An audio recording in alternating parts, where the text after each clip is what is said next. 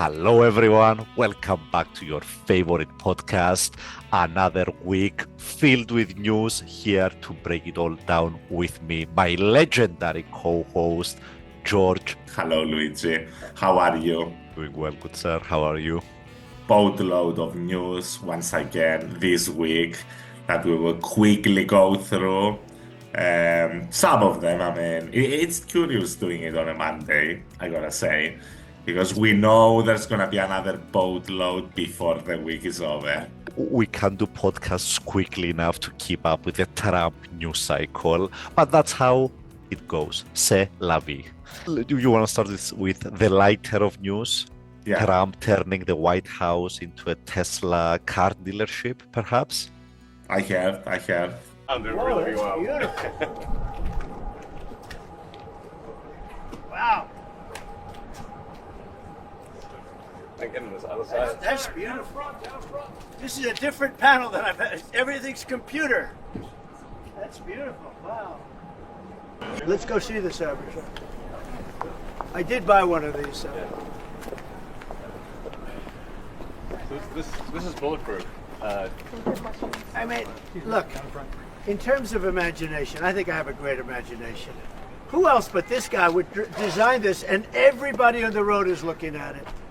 It's amazing, actually. As soon as I saw it, I said, that is the coolest design. So then the short version of what happened is that there's been this public backlash at Elon Musk basically being the shadow president, let's say, and there's even been protests across the US. People are vandalizing Teslas and so on, and that has been reflected in the stock market. Tesla's share price has crashed pretty spectacularly.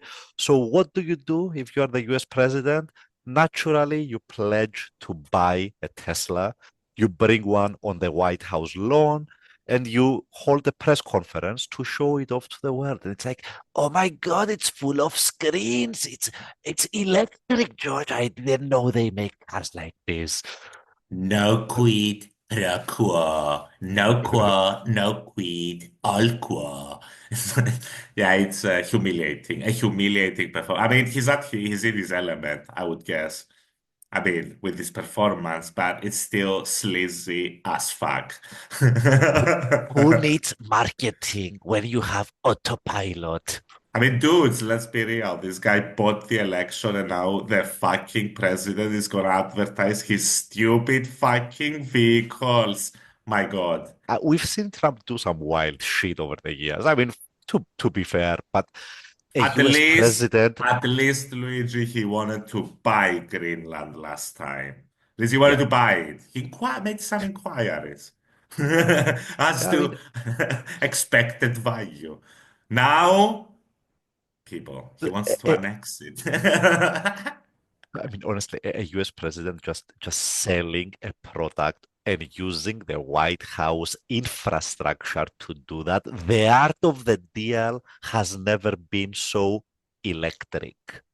100%. I mean, a new low. I think much anything. You've said that Elon's stocks on his shitty automobiles have fallen dramatically, right? Very 15% is it?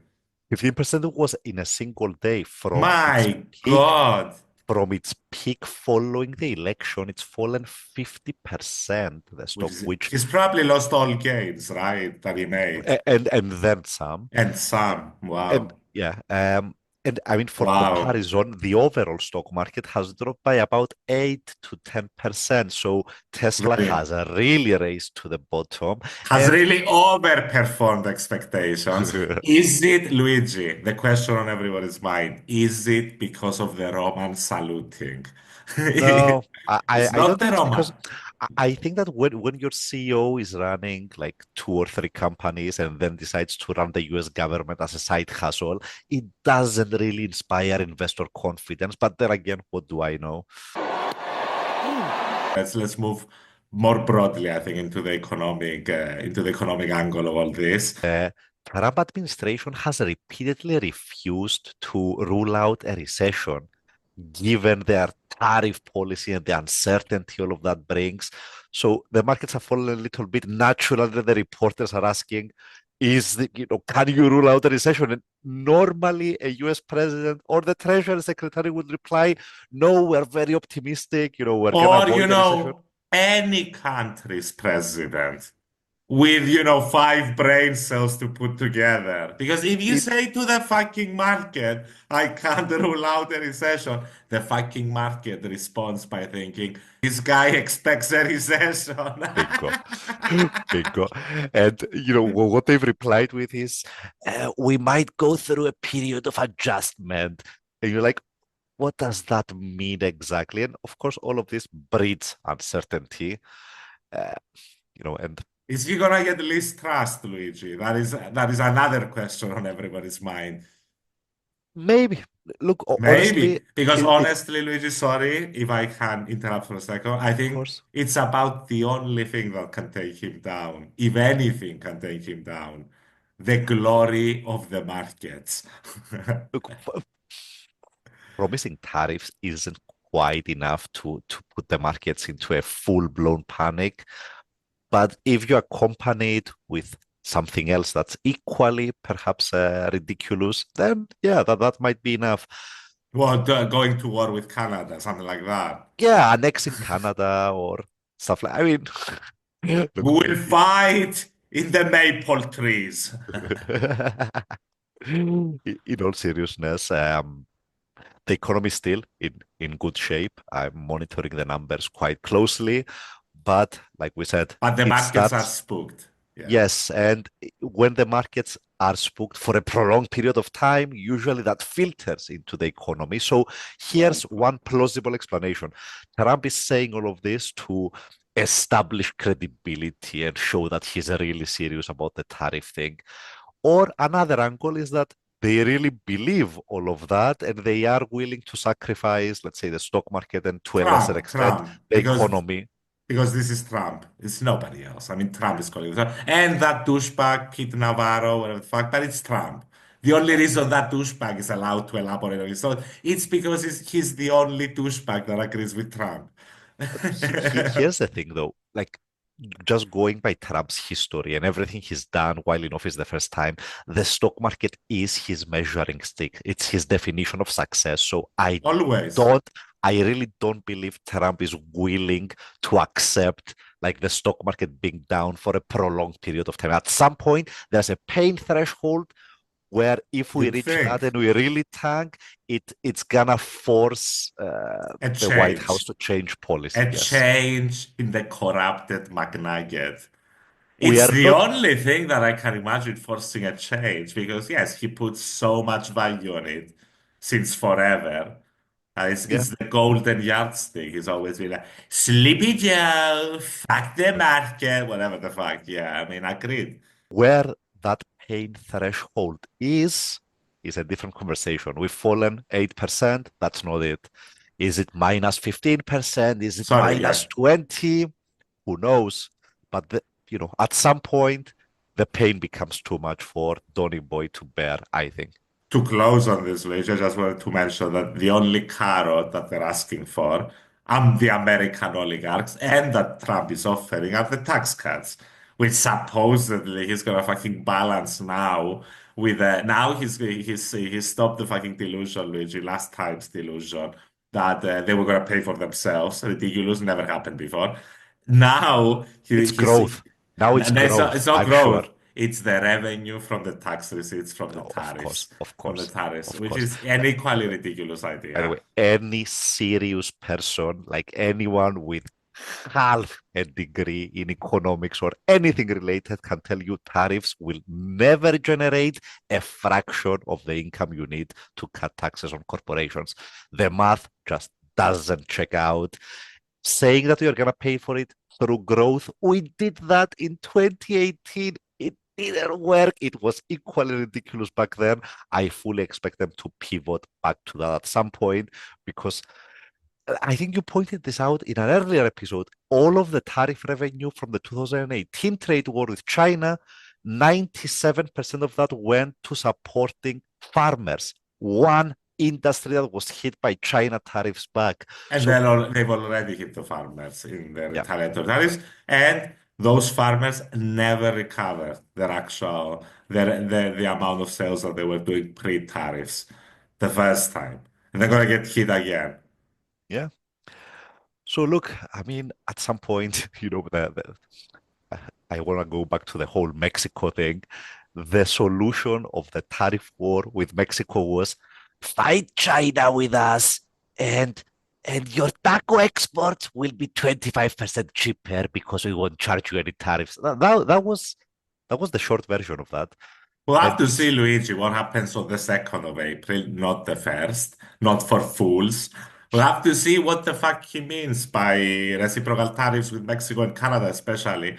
Because as you said, most of the trade between Mexico, Canada, and the United States is tariff-free and covered by the stupid agreement that Trump himself renegotiated and the signed greatest, last the time. greatest agreement in the history of mankind. That is a scam. They're scamming us.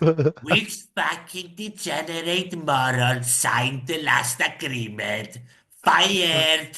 Uh, So yeah, we'll have to see. Because this is a look, madman, Luigi. look. This is a mad lad If on if a if on a mission. A if you really chaos agent. if you really want to deep dive into all this, like you can actually make a half rational argument for all of the tariff thing. You can say something It's like, we're gonna do causing a recession specifically to lower inflation. no, no, that's a bit conspiratorial. Here's the argument I would make if I was Trump's advisor, right? We're gonna do the whole protectionism thing. We're going to put the globalization into reverse. We're going to try to rebuild our manufacturing base. We're going to limit immigration, and through limiting immigration, our domestic labor might suddenly start getting paid a decent wage. Higher wages for people might fuel growth, and we have that virtuous cycle that we enjoyed, let's call it, in the early 60s. But that's not the argument they are making. The And argument even is, then, Luigi, what you said, if it was applied to manufacturing industry, not even all of manufacturing, some specific industry, like maybe Biden did with electric vehicles and whatnot, solar panels, whatever.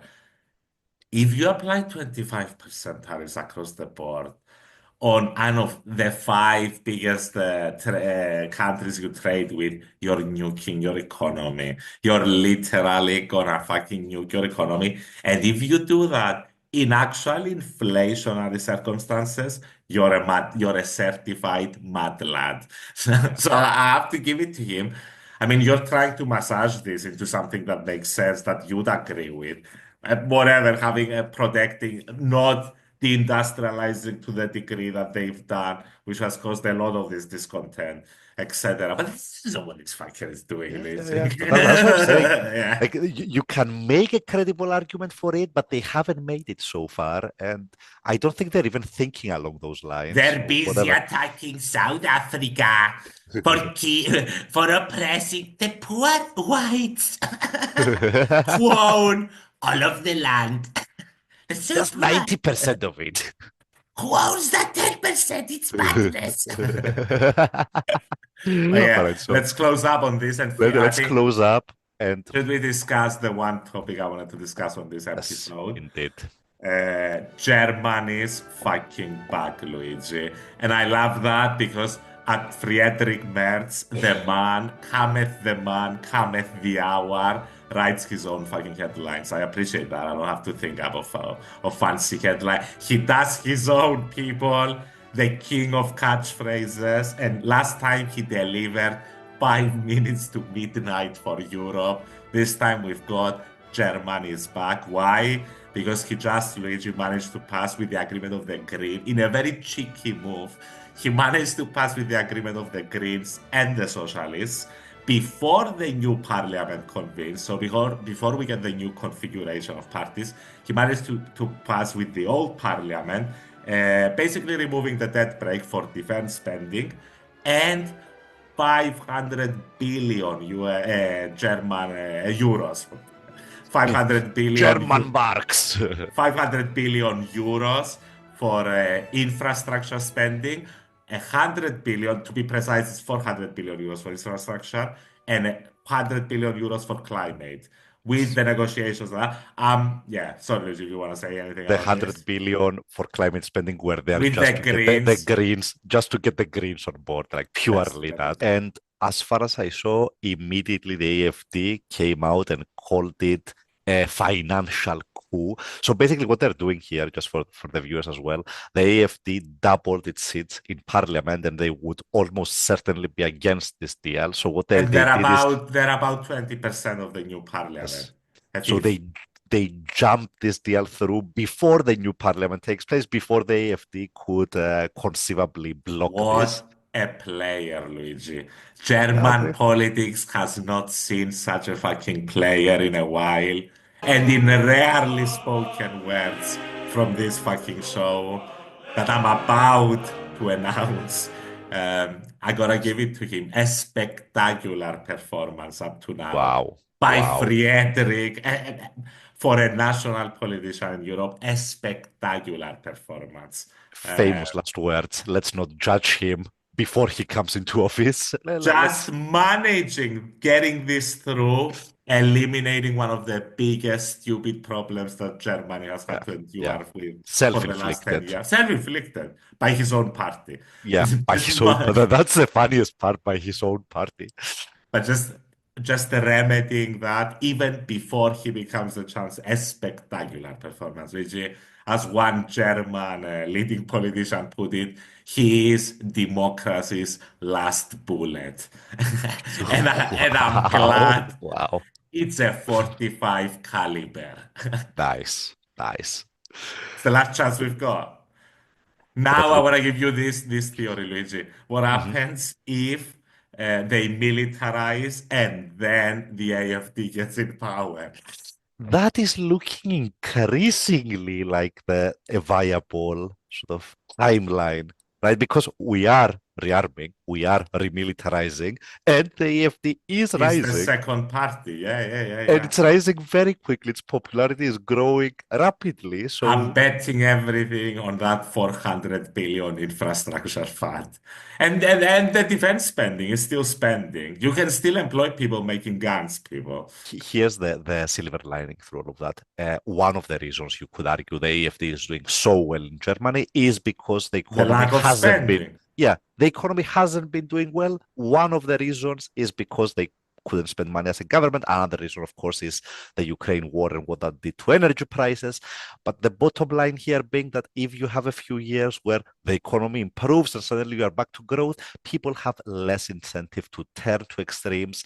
The whole anti-immigration spirit loses some of its appeal, I think. I think it's fair to say that Europe is back on the menu, Luigi. Look, it's And kind of weird. tonight we dine in here. No. Uh, Canada, Luigi, just came out that there are rumors starting to swirl up about Canada, New Zealand, and Australia joining the EU. And I'm like, we're back, we're rising. In th- 5 years, we're gonna be a military superpower, Luigi. this is not the Eurovision. It's the First, European first, Union. exactly. First, you have to join Eurovision, and then we'll consider your EU First ambition. soft power and then hard power. We're gonna see what songs you can do. Show us what you got.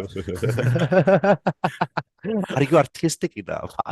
But Carney is just visiting right before he's going to call elections. Just Mhm. visited France, and he I saw. stated Yeah. to Macron, Luigi, he stated to Macron, Canada is the most European, non-European country in the world. It's like, we're back. We're back. It's a cause for celebration, Luigi. Even when the night is darkest, whatever, the dawn is coming. Nice. Look, okay, let's on a serious note. Is it I'm great that extremely Germany serious. is it great that Germany is spending money? Yes. Is it great they're spending that money on weapons? Eh, It I mean, could be it's better. needed. Yeah, it's needed. I applaud the It's a infrastructure hundred, stuff more. Luigi. It's more than needed. I mean, we're It's talking needed. about we need our fucking sovereignty and independence in deciding our affairs as a continent. Great. Because you've And you seen need, the Americans. yeah. You can't count on your security being provided across the Atlantic anymore. That being said, does this mean that Germany is gonna step up to its, I would say, natural role, a role it should have always had as being the de facto leader of the EU?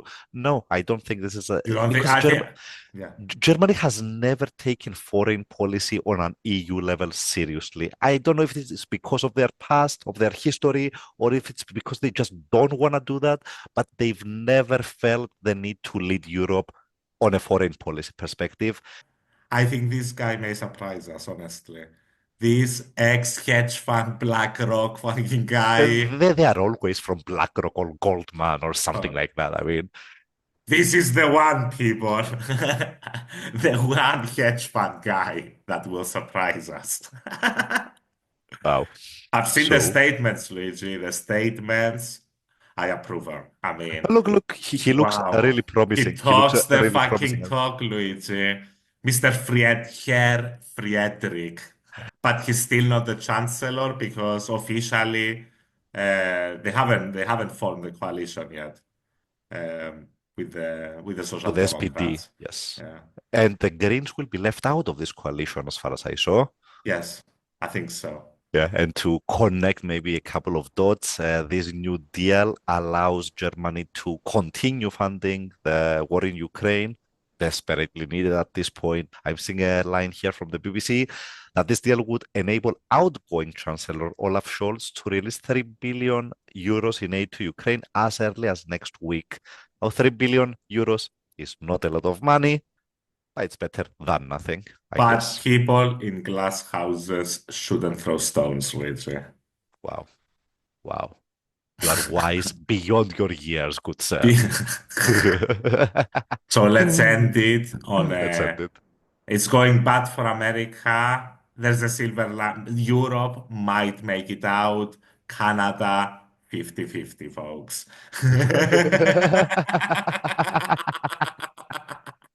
Alrighty Vive then. la Canada. We're with you. Thank you, George. Thank you to the viewers. See you soon. Sayonara. Sayonara.